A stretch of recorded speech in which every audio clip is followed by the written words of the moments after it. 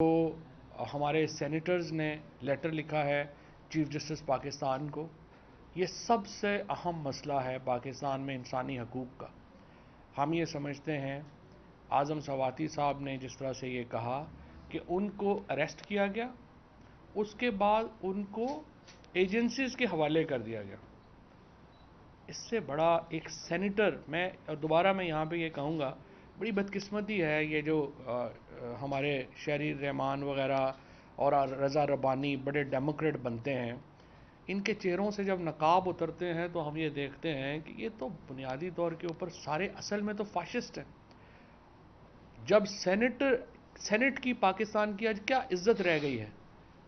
2% की इज्जत नहीं रह गई कि आपका सिटिंग सेनेटर 75 साल का उठा के उसको जो है आपने नंगा करके मारा, और फिर रात को 3 बजे आपने उनकी जो पोतियां हैं, 4 साल की पोती है, 8 साल का पोता है, उसके सामने उसको जो है वो थप्पड़ मारे गए। उनकी फैमिली के सामने जो है उनको जलील किया गया। इस सेनेट की क्या इज्जत रह जाएगी? इसकी क्या होगा? चेयरमैन सेनेट से और डिप्टी चेयरमैन से मैं पूछता हूँ, आप लोग किस मुंह से इस कुर्सी के ऊपर बैठते हैं? अगर आप में थोड़ी सी भी शर्म होती, आप इस्तीफा दे देते उस दिन, और आप कह देते as a custodian of house, अगर मैं अपने सेनेटर की हिफाजत नहीं कर सकता तो मुझे कोई हक ही नहीं है यहाँ पे बैठने का। लेकिन अनफॉर्चुनेटली ज़्यादातर लोगों के लिए इनमें से कुर्सियाँ नीचे आई हैं, ये ऊपर नहीं गए। For them chairs have come down, they have not gone up. और छोटे लोग बड़ी कुर्सियों पे बैठ गए हैं, जिसकी वजह से हमारे इदारे ही छोटे हो गए। और ये दोबारा, ये कोई आज़म सवाती की इंसल्ट नहीं है, ये कोई पीटीआई की इंसल्ट नहीं है, ये पूरे सेनेट की इंसल्ट है। पूरी दुनिया में, या वाशिंगटन पोस्ट जैसे अखबार ने, न्यूयॉर्क टाइम्स जैसे अखबार ने, उन सब अखबारों ने जो इसके ऊपर लिखा है, उससे पाकिस्तानियों का सर शर्म से झुक जाना चाहिए। और ऐवान बाला के जो सेनेटर्स हैं, मैं तो इन पीपल्स पार्टी और पीएमएलएन और ये जो बाकी बड़े बनते थे बड़े कि हम बड़े जनाब अपना डेमोक्रेट हैं, एक लफ्ज़ इनके मुंह से नहीं निकला, क्योंकि अनफॉर्चुनेटली परवाह नहीं। जब इनके साथ होता है तो बोलते हैं। अब असेंबली में देखें ना, उधर पैसे ख़त्म हो गए, उधर जनाब अपना शुरू हो गया कि जुल्म हो गया हमारे साथ। तो ये अनफॉर्चुनेट है, कुछ पॉलिटिकल रियलिटीज़ हैं हमारी जिसके ऊपर ये हुआ है। बहरहाल मैं ये समझता हूँ कि आज जो पटिशन भी सुप्रीम कोर्ट में लेके गई हुकूमत, आप डर किस बात से रहे? एहतजाज, अगर आप एहतजाज का सामना नहीं कर सकते तो फिर आप डेमोक्रेट ही नहीं। मुझे बड़ी खुशी है कि सुप्रीम कोर्ट ने आज इस केस को लिया है और उसके ऊपर उनके जो रिमार्क्स आए हैं वो बड़े मुस्बत हैं। लेकिन सवाल ये पैदा होता है कि इस हुकूमत को जो आज ये लेके गए हैं ये पटिशन, शर्म नहीं आई है ये पटिशन लेके जाते हुए कंटेम्प्ट की? सवाए इसके कि आप कोई अगर आप थोड़े से भी डेमोक्रेट होते तो 2 इलेक्शंस में, आप पंजाब के इलेक्शन में आप इतने बुरी तरह हारे, उसके बाद ये जो आपने बड़े शौक से सीटें खाली करवाई थी, इसमें बड़ी मुश्किल से आप हारे, बुरी तरह आप हारे। और अब आप कह रहे हैं लोगों को कि आप जो है वो एहतजाज नहीं करें। किस जमहूरियत, कौन सी जमहूरियत होती है जिसमें एहतजाज नहीं होता? अगर जमहूरियत से एहतजाज निकाल दें तो फिर तो जमहूरियत रहती ही नहीं है, फिर तो आप नॉर्थ कोरिया या बर्मा बन जाएंगे। सो इनको मेरा ख्याल है शर्म करनी चाहिए। हर चीज़ उठा के जो है वो सुप्रीम कोर्ट में जिस तरह से ये लेके गए हैं, एक तरफ से पूरी ह्यूमन राइट्स वायलेशन कर रहे हैं, दूसरी तरफ जो है वो सुप्रीम कोर्ट के सामने रोना शुरू कर दिया कि ये जनाब अपना लोग ना निकलें और ये ना हो और वो ना हो। आप हिम्मत करें और आके लोगों के एहतजाज का सामना करें। इंशाल्लाह लॉन्ग मार्च की जो डेट है वो बड़ी जल्दी आपके सामने होगी और आप तमाम लोग जो हैं आपसे मुलाकात होगी इस्लामाबाद में। मुज़ाकरात क्या चल रहे हैं? शेख रशीद साहब कह रहे हैं कि मुज़ाकरात बैकडोर हो रहे हैं, तो आप इसकी तस्दीक करेंगे कि बैकडोर मुज़ाकरात हो इकट्ठी रहे कर हैं? लेते हैं। अच्छा फवाद साहब, ये बताइएगा कि आजम सवाती, शहबाज गिल और जर्नलिस्टों का आपने जिक्र किया है, सेनेटर सैफुल्लाह न्याजी हाँ, पिछले 1-1.5 हफ्ते से ना तो तहरीक इंसाफ के किसी रहनुमा ने कभी उनका नाम लिया, क्या वो वापस आ गए हैं या खुद छुपाए गए थे, वो कहाँ हैं? क्या यह वो नहीं अकेले सेनेटर हैं कि उनका जिक्र नहीं करते नहीं, आप लोग? एक्चुअली ये बड़ा आपका सवाल बड़ा वैलिड है, क्योंकि मैं उसके बाद राना सनाउल्लाह ने कहा वो हमारी कस्टडी में है, उसके बाद हमने पता किया है वो एफआईए की कस्टडी में नहीं है। उनके घर वालों से फ्रैंकली कोई रब्ता नहीं हुआ, और एक मौक़िफ़ देने की मैं पोजीशन में नहीं हूँ कि मैं उनका क्या कहूँ कि वो अपने घर वालों के साथ हैं और कहीं बाहर हैं या वो किसी कस्टडी में हैं, जब तक वो मुझे पता ना चले कि किसी ज़िम्मेदार से, तो वो मैं बात जो है वो कर नहीं सकता। जहाँ तक मुज़ाकरात की बात है, मुज़ाकरात जो है वो बड़ी ज़ाहिरी बात है। अगर इलेक्शन अनाउंस होंगे तो इसका मतलब है मुज़ाकरात कामयाब होंगे।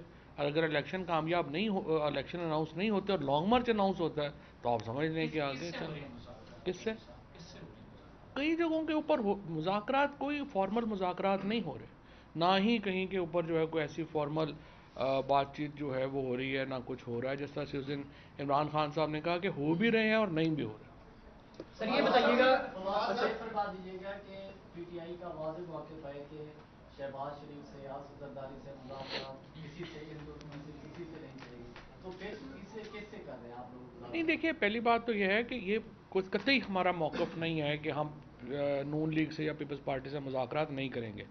ये तो हमने कभी भी नहीं कहा। इमरान खान साहब ने कामरान खान के इंटरव्यू में कहा कि हम फ्रेमवर्क के ऊपर बात करेंगे। मुज़ाकरात हम एनआरओ के लिए नहीं करेंगे। ये नहीं, जो कि ना, एक बात यह है, अगर आप आज इलेक्शन अनाउंस करते हैं और कहते हैं कि जी नए इलेक्शन कमीशन के लिए हमारे साथ बैठें, इंटरिम गवर्नमेंट के लिए हमारे साथ बैठें, ज़ाहिर है इसके ऊपर बातचीत होनी है, ज़ाहिर है इसके ऊपर एक प्रोसेस जो है वो लिया जाना है। लेकिन अगर आप ये कहें कि बाकी सारी चीज़ें छोड़ दें, हमारे साथ नैब लॉ के ऊपर बैठ जाएं, तो ये तो नहीं हो सकता। जो इन्होंने अमेंडमेंट्स की हैं नैब में, 1100 अरब रुपए के केसेस जो हैं अपने माफ़ करवा के राइट लेफ्ट हो गए हैं, उसके ऊपर हम क्या मुज़ाकरात करें? सो जो बात मुज़ाकरात होने वाली है उसमें मुज़ाकरात होंगे, जो नहीं होने वाली उसके ऊपर मुज़ाकरात जो है वो नहीं होंगे। और सर ये बता दें कि लॉन्ग मार्च न होने में अभी तक लॉन्ग मार्च के जो ऐलान हुआ इसमें हर्डल्स क्या है?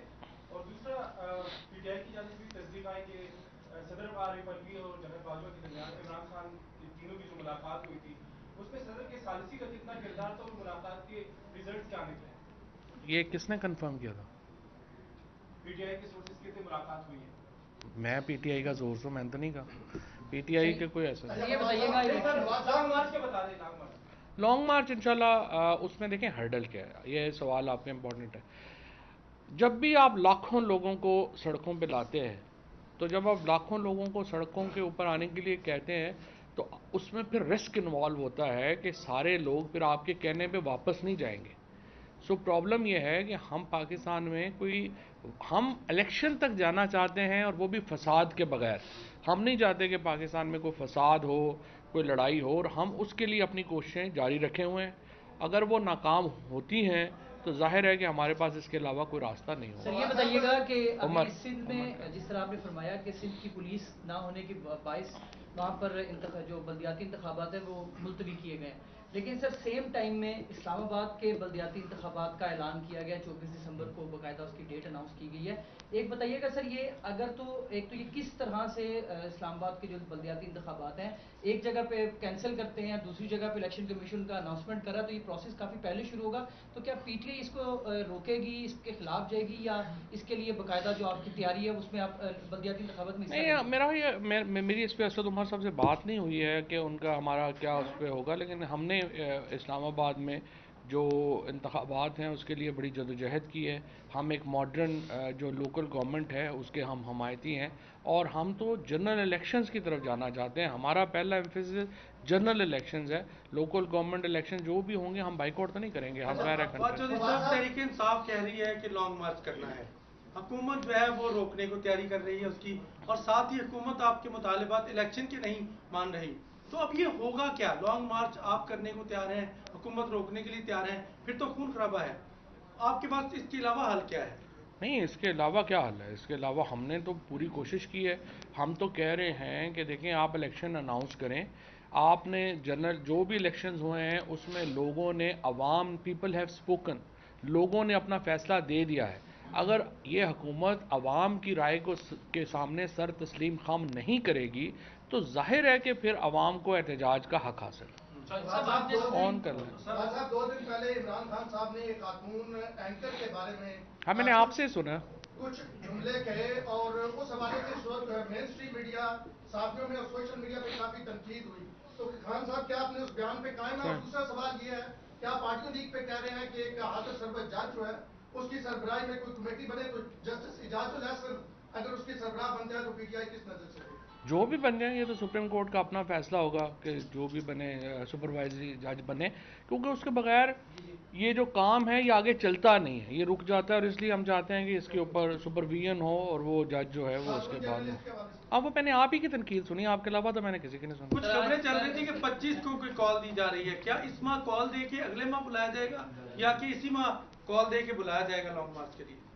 हाँ, नहीं, ये फैसला कर लेंगे इंशाल्लाह इसी महीने का ही। खान साहब ने चौधरी साहब, कहा आप लोगों ने सुप्रीम कोर्ट में एफिडेविट जमा कराया था पिछले केस में कि आप लोग पीसफुल प्रोटेस्ट करेंगे और डी चौक पे नहीं आएंगे, G9 का जो ग्राउंड किया गया था। अब की बार क्या डी चौक पे आने का प्लान है या फिर G9 ग्राउंड तक रखेंगे, क्या प्लान है लॉन्ग मार्च? हमने जो भी प्लान होगा वो कानून के दायरे में होगा, जो भी प्लान होगा वो सुप्रीम कोर्ट की डायरेक्शंस के मुताबिक होगा, और इंशाअल्लाह ताला तब्दीली वो होती है जो पुरअमन। Thank you. इलेक्शन कमीशन के हवाले से एक बड़ा इंपॉर्टेंट इशू सामने आया है कि मई के अंदर उन्होंने फाइनल जो जारी किए थे उसके मुताबिक 125 मिलियन वोटर्स थे मई के अंदर। अब दोबारा अक्टूबर में जारी किया, उसमें 122 मिलियन, 3 मिलियन कम कर दिए, जबकि वो नवंबर 2021 के आदादोशुमार थे। 2013 से 18 तक 20 मिलियन वोटर्स बढ़े थे, तो उस ट्रेंड को देखते हुए अब तकरीबन 25 मिलियन बढ़ने चाहिए थे। उस रिसर्च के मुताबिक 10 मिलियन वोटर जो हैं वो कम शो करवाए गए। पहले इन्होंने 40 लाख बंदा जो जिंदा था उसको मार दिया था, और अब इन्होंने ये कर दिया। इलेक्शन कमीशन का प्रॉब्लम यही है, एक तो वो बहुत बायस्ड हैं, दूसरे बहुत नालायक हैं, और अब तक जितने एडमिनिस्ट्रेटिव फैसले भी उन्होंने किए हैं उसमें बहुत क्योस आया है। और ये जो पॉइंट आपने रेज़ किया है कि इस हिसाब से वोटर 1 करोड़ वोटर कम है, इसका जायज़ा लेने की ज़रूरत है और इसको जायज़ा लेते हैं। दो छोटे छोटे सवाल है। एक तो ये हम लोगों के लिए है कि आपका जब भी कोई एहतजाज या धरना हुआ है पाकिस्तान तहरीक इंसाफ का, उसमें हमेशा जो कैमरा मैन है और जो रिपोर्टर साथी हैं उनको तशद्दुद का निशाना बनाया गया है। किसको? मुख्तलिफ आप कभी भी नहीं हो। में धरना हुआ है या डी चौक में जो धरने होते हैं, सहाफियों को स्पेशली टारगेट किया जाता है आपके कारकुनान की तरफ से। आप क्या उनको वादे मैसेज देंगे? दूसरा मेरा सवाल यह है कि समाज में बदलती सूरत हाल है, कसूरवार कौन है इस सारी सूरत हाल में? देखें, पहली बात तो यह है कि जो जर्नलिस्ट का और वो कैमरामैन का आप बात कर रहे हैं, सारे धरने, सारी जो आप समझिए कि जो एक्टिविटी है वो है ही मीडिया के दम से, और करोड़ों लोग या अरबों लोग अगर ये एक्टिविटीज़ देख पाते हैं तो वो इन बहादुर, इन नडर और इन दलेर लोगों के जो ये कैमरामैन हैं और हमारे रिपोर्टर्स हैं उनकी वजह से देख पाते हैं। स्टूडियो में बैठे हुए लोगों का अपना एक रोल है, लेकिन जो फील्ड रिपोर्टर और जो फील्ड कैमरामैन है वो जान है इस सारी जदोजहद की, तो जाहिर है उसकी इज़्ज़त और तकरीम करना जो है वो सबके ऊपर फ़र्ज़ है, और ऐसे ही इंशाअल्लाह ताला जो है वो होगा। जो सवात की आपने बात की है वो बड़ा अहम सवाल है। देखिए, सवात के अंदर जो सिचुएशन कब बिगड़ी, वो बिगड़ी है गुज़श्ता कुछ 3 महीनों में। और ये क्यों बिगड़ी? वो इसलिए बिगड़ी कि अगर आप हमारे जो फॉर्मर एम्बेसडर हैं हमारे पाकिस्तान के काबुल में, ज़रा उनको अगर आप सुने, मंसूर साहब को, तो वो कह रहे हैं कि पाकिस्तान की हुकूमत की जब से इमरान खान गए हैं कोई पॉलिसी नहीं है। आप बताइए कि सबसे इम्पॉर्टेंट मुल्क जो पाकिस्तान के में है वो अफ़गानिस्तान है। बिलावल भुट्टो एक दफ़ा भी अफ़गानिस्तान नहीं गए। जो हमारे ताल्लुकात हैं अफ़गान हुकूमत से वो तबाह बर्बाद हो गए। इन लोगों ने कभी अफ़गानिस्तान के ऊपर कोई मीटिंग ही नहीं की है। इन लोगों ने, जहां इमरान खान बहुत फोकस करते थे रीजनल कोऑपरेशन को, इन लोगों ने आके उसका बेड़ा गर्क कर दिया है। और जब तक आप अफ़गानिस्तान के साथ ताल्लुकात अपने नहज पे नहीं लाएंगे, उसको एक तरतीब में नहीं लाएंगे, आपके मसाइल हिस्टोरिकली बड़े हैं।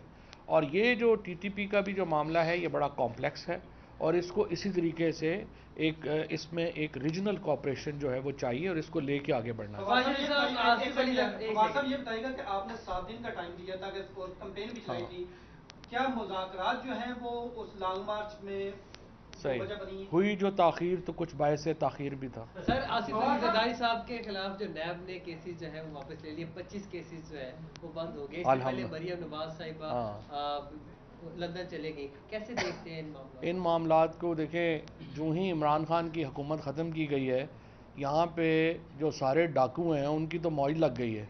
ये सारे लोग जो हैं वो रोज़ाना, मेरा ख्याल है रोज़ रात को बैठ के जो है वो अब तो पार्टी करते होंगे जितने पैसा इनको मिल गया है। और बड़ा अनफॉर्चुनेट है कि जरदारी साहब के और इनको इस तरह से निकाला जा रहा है केसों से जैसे मक्खन से बाल निकालते हैं, और मैं ये समझता हूँ ये बड़ा अनफॉर्चुनेट है। लेकिन कोई बात नहीं, अब 2-3 महीने रह गए हैं, ये सारे केसेस हम वापस लाएंगे। नवाज शरीफ साहब की अगर वापसी हो जाती है, नवाज शरीफ साहब की वापसी, तो कोई रुकावट बनेंगे आप उनकी वापसी में, या अगर उनका इस्तेमाल किया जाएगा तो सवाल से आप लोगों की क्या कोई रुकावट बन सकती है? देखिए, नवाज शरीफ को वापस आना चाहिए। नवाज शरीफ तो हमें वांटेड है, पाकिस्तान में वांटेड क्रिमिनल हैं। वो वापस आएँ और सीधा कोर्ट लखपत में जाएं, हमने कमरा उनके लिए तैयार किया हुआ है। और उसके बाद देखें, हमें कोई प्रॉब्लम नहीं है नवाज शरीफ से, लेकिन वो लीगल प्रोसेसेस इख्तियार करें। और उसके बाद हमारे देखें, हमारा उनसे कोई ज़ाती झगड़ा तो नहीं है ना। उन्होंने जितने पैसे उन्होंने मेरे देने उतने ही आपके भी देने हैं, तो वो पैसे दें और ख़त्म करें।